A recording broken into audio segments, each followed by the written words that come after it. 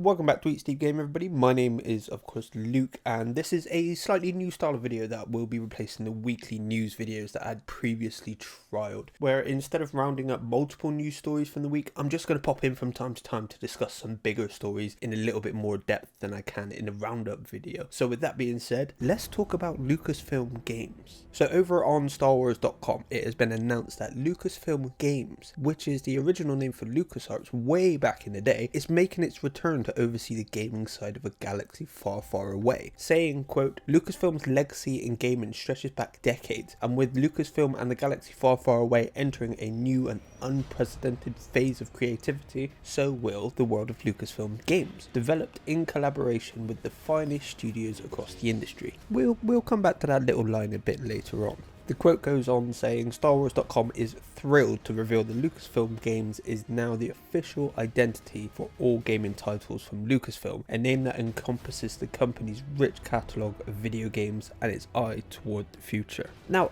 of course, the Star Wars IP has been through the ringer a bit since 2013 when the deal with EA started, while the games that have launched have been pretty solid and found their success, with Jedi Fallen Order being the blue cream of this particular crop. The EA era of Star Wars games has really been defined by their controversies, from game after game being cancelled, from 1313 being an early fatality of the Disney purchase, to Uncharted creator Amy Hennig's Project Ragtag, which many hoped, including myself, that it would be pretty much just an Uncharted game with blasters. But alas, the success of Battlefront drew EA away from single player focused games like a moth to a neon sign in the Coruscant lower levels, which also led to the unfortunate closure of renowned studio Visceral, which still bums me out. And we can't talk about Star Wars and EA without the disaster that was Battlefront 2 and its surprise mechanics. Battlefront was the game that broke the EOP's back, leading to governments around the world to take a closer look at loot boxes and their gambling nature, with the likes of Hawaii intending to even ban the practice altogether. This announcement has kind of left me scratching my head and asking the same question I have for nearly a decade now. Why shutter LucasArts in the first place? Not only did LucasArts as a studio have an incredible reputation with Star Wars games like the legendary Knights of the Old Republic and of course the OG Battlefront 2, and outside of Star Wars, LucasArts had some equally incredible titles like the Monkey Island series, Day of the Tentacle and Grim Fandango. And beyond the games, LucasArts has spawned some incredible studios too, like Telltale and Double Fine for instance. If Disney took a step back and really looked at the talent and legacy of the studio they had under them, they could have made this very same step they are about to with the revival of Lucasfilm Games almost a decade earlier, and potentially sidestepped so much damage control that they had to go into over the massive controversies that EA brought to the IP. Let's have a quick look at the games that EA have launched since getting the Star Wars license in 2013. So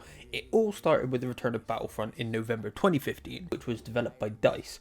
The game was fine. The mechanics were there, but there was little to the game beyond that. It was the same repetitive combat just over and over and nothing much more. 2 years later came Battlefront 2, and this came with a single player story this time, but it was nothing all that great. But even though everything was an improvement over 2015's offering, the aforementioned loot crates just tarnished all the good work that DICE had done. Since then, DICE have worked very, very hard on the game to meet players' expectations, and while the free expansions were announced at launch, DICE have gone above and beyond, giving fans content that they have begged for, such as a Clone Wars season and an OG season. Here's hoping that when EA's deal is up, DICE can still make Battlefront and just have minimal interference from EA. And speaking of minimal interference from EA, in 2019, six whole years after the Star Wars license was in the grasp of EA, we finally got our first single player game in Jedi Fallen Order. And the reason EA didn't meddle with this is because they didn't own Respawn until December 2018, and Respawn had actually been working on Jedi since 2014. Jedi Fallen Order may have been the game to save the Star Wars deal for EA. It was incredible. The combat was amazing, the music and story were both incredible. It was genuinely the best Star Wars game we had gotten for a very long time. And again,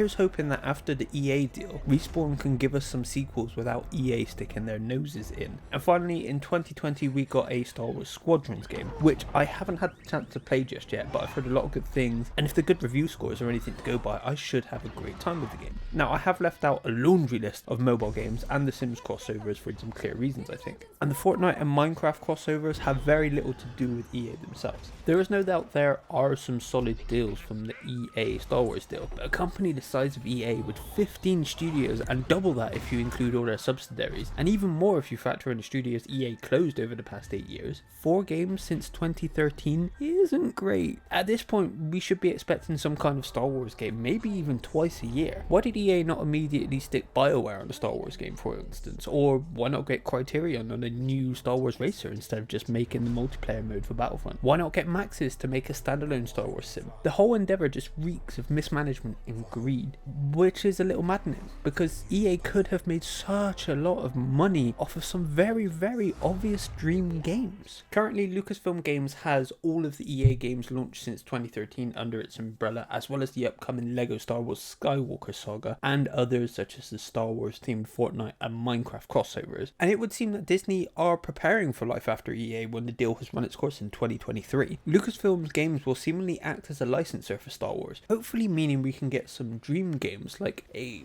game from Control Devs Remedy, who low-key have the best Force mechanics to date, or a mole game from FromSoft, or a Clone Wars Muso game, or Platinum making whatever they like with the Star Wars franchise. Not to mention all the cool things that smaller devs could do with the IP, such as, I don't know, maybe a Yoda-centric game from Team Cherry, or a roguelike from Supergiant. The possibilities can be endless if Disney finally opens up the IP. Hell, maybe we could even get some remakes of some of the better Star Wars games, bringing them into current canon. And if this ends up being the success we all know it could be if handled correctly, perhaps we see Lucasfilm Games do the same thing with the Marvel IPs and ship them out and finally give us that long rumoured and long waited for Marvel gaming universe. Let's maybe just leave that Avengers game alone, yeah? Anyway, those are my thoughts on Disney reviving LucasArts games. I'm pretty excited for the future of Star Wars video games on the whole. What are your thoughts? Are you happy with the output of EA? Battlefront 2 was pretty good despite the loot box catastrophe. DICE have done a great job in turning that starship around, and I really think that Fallen Order is one of the best Star Wars games